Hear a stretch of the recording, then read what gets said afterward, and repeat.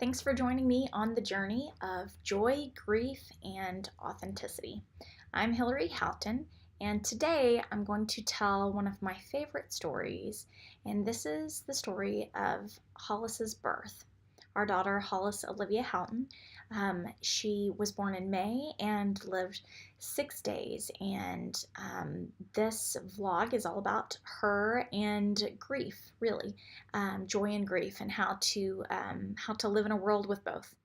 I had the joy of having a textbook pregnancy. If you read about it, it happened to me. If they estimated that something happening at a certain time in the pregnancy, it happened at exactly that time.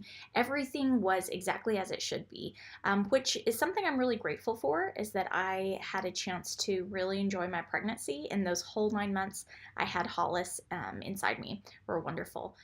One of the most challenging parts of the pregnancy was not that I was physically in pain or discomfort. It was more so the emotional part of it. And I was going through my pregnancy when I had a lot of close friends who were some dear close friends that were going through pregnancy loss. And it was really challenging, and that's something I think people don't talk a whole lot about.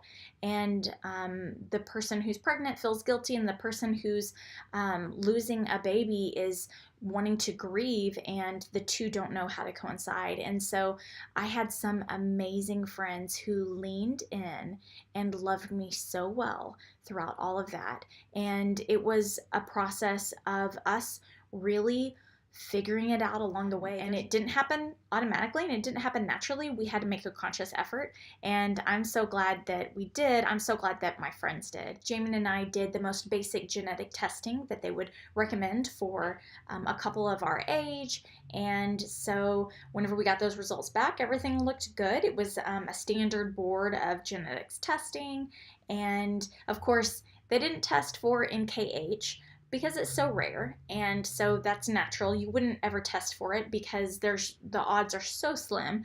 I believe the odds are 1 in 60,000 newborns are diagnosed with it, and at any given moment, 1 in 500 in the world, 1 in 500 people are alive with the condition. So it's very rare. So it's not something that's tested for. We did a live gender reveal on Facebook for our friends and family on Thanksgiving Day. It was such a fun experience, but I really hadn't gotten my hopes up about it being a girl. It was too good to be true. That was the start of many showers, and again, my friends who were going through a very different time in their life were doing amazing things for me and hosting amazing showers, and I had colleagues hosting showers and family. It was really beautiful. Towards the end of my pregnancy, I started to experience all those symptoms that really pregnant mothers do. And I was exhausted, and I was irritable, and it was hot, and my feet were swelling, and it wasn't pretty. And I remember going to work and just cringing at the idea that every time I walked through the doors and through the lobby, multiple people were gonna very kindly ask how I was doing and react in surprise that I was still pregnant. And so that to me was some of the hardest part, was just waiting for Hollis to get here. Mother's Day rolled around on Sunday, and that was May 14th. And I was a few days overdue with Hollis. I was really ready to have her, and I remember going on a walk with our dog, Max, a yellow lab. We had him at the time and loved him. We'd been on lots and lots of runs together, and as I'd gotten more and more pregnant, the runs had turned into walks, and he had learned to take it really slow with me. And we even did some curb walking to kind of try to get me to go into labor. I skipped church that morning. I couldn't bear the idea of somebody surprised that I was still around and still pregnant, and so I just couldn't handle it, especially on Mother's Day. I didn't think I could deal with it. So my husband went to church, came back, and we just enjoyed a day together, and it was a really great day. I also did experience nesting that night.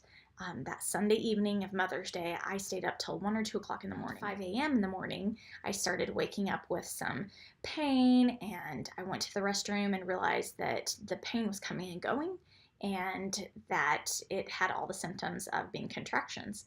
So I got really excited, called the doula, and my doula, Melissa S.B. Mueller, and she said, I think you're good. You know, you're a first-time mom. It's probably going to take a while. Why don't you and your husband, or why don't you just take a bath, you know, enjoy yourself, take a hot bath. You and your husband can go watch a movie today, but he should probably stay home with you and just enjoy yourselves. So my water broke in the tub, and it was green. Hospital. I knew enough about birth stories to know that there's meconium, and it was going to be an issue for the baby. So we headed to the hospital right away, and fortunately had already packed our bags because I was starting to be in a lot of pain, and I was really feeling the contractions. There wasn't really a lot of relief, and it was all happening pretty fast. By the time we got to the hospital, I was already at a 5, and relieved that I was at a 5. And so they admitted us, and as they were waiting to admit us, my friend Casey Nelson showed up, and she was so excited, and she gets really sweaty whenever she gets excited. And so my husband and I had been really nervous, and we're sitting there alone in this hospital, and it was so refreshing for her to come in and kind of be that comedic relief that we really, really needed. So she stayed the whole day with us, and she was such a trooper. We were admitted probably around 9 a.m. and we were there for the whole day, and I really decided I wanted an epidural. I didn't know for sure how much worse it was going to get, so I was getting scared, and my doula hadn't got there yet, so I didn't quite know how to manage the pain. And my husband and Casey, they kept saying, are you sure? Oh, okay, we'll go get the nurse. And then the nurse would come in, and conveniently she wasn't able to accept my request during a contraction. She said, it was a very good trick. She said, you know, you're in the middle of a contraction right now and you're in pain, so I'm going to have to come back whenever you're not in pain anymore, and then you tell me that you really do want an epidural, and we'll get you one.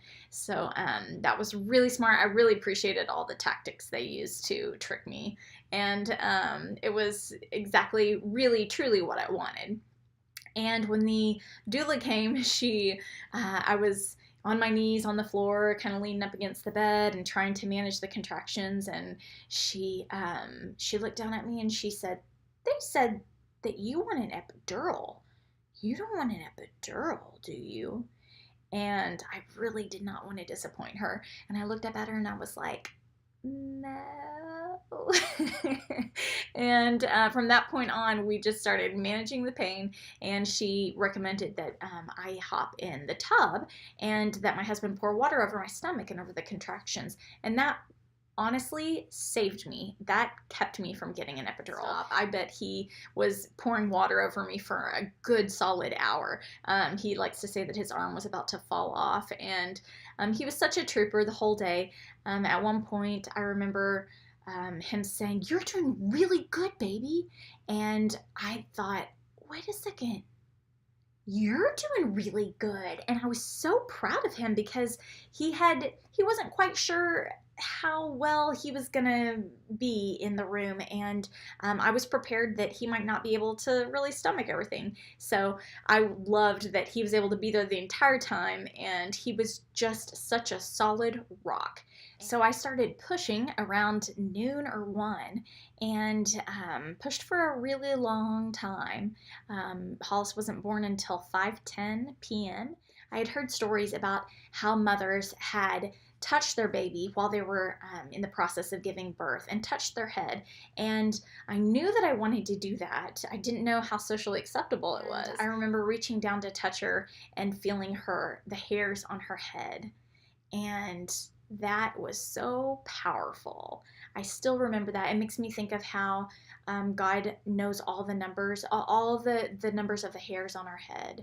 And that really has stuck with me to this day, because that means he also knows that beautiful moment was going to happen, and he knew that those moments were going to be short-lived. And part of my birth plan had included having my mom and sister there if they arrived in time, and because they're in Oklahoma and we're here in Dallas, I asked them to start praying, and my sister knows how to pray, and she was just calling all angels. It was amazing and encouraging, and they were not afraid to be really loud and encouraging. And so it was really everything I needed to really push further. And we had the best nurse that day. Her name is Jill, and we happened to arrive around the time her shift had started, and then I had Hollis before her shift ended. So I only had one nurse the entire time, and it was really amazing to get to experience that with her. We're friends on Facebook now. I love getting to continue that relationship with her. So Hollis arrived, and it was so exciting. It had taken a long time, 4 or 5 hours of pushing, and whenever she arrived, they had to clean her up because of the meconium that she may have swallowed. That was the most active that we saw her, is in those moments. And so I'm so glad to have video of that, because I wasn't physically able to stand right there next to them while they filmed that. And they asked Jamin, they asked Dad, do you want to hold her? And he's always been so nervous around little babies, and he said, no, I'm good. And they didn't listen to him at all. They handed her right to him, and he's holding her and brought her over to me, and I just remember that he looked so good holding her, and so confident, so sure of himself, and she looked so good in his arms. Then I held her on my chest for literally 2 days. It was wonderful, and we did a lot of skin-to-skin time. Jamin held her, our family was here, they got to hold her some, and it was beautiful, beautiful, beautiful. And I'll talk a little bit more about all of that in some of the coming episodes, but this today is just about Hollis's birth, and it was truly an amazing experience, and I love to remember it. I love to retell the story.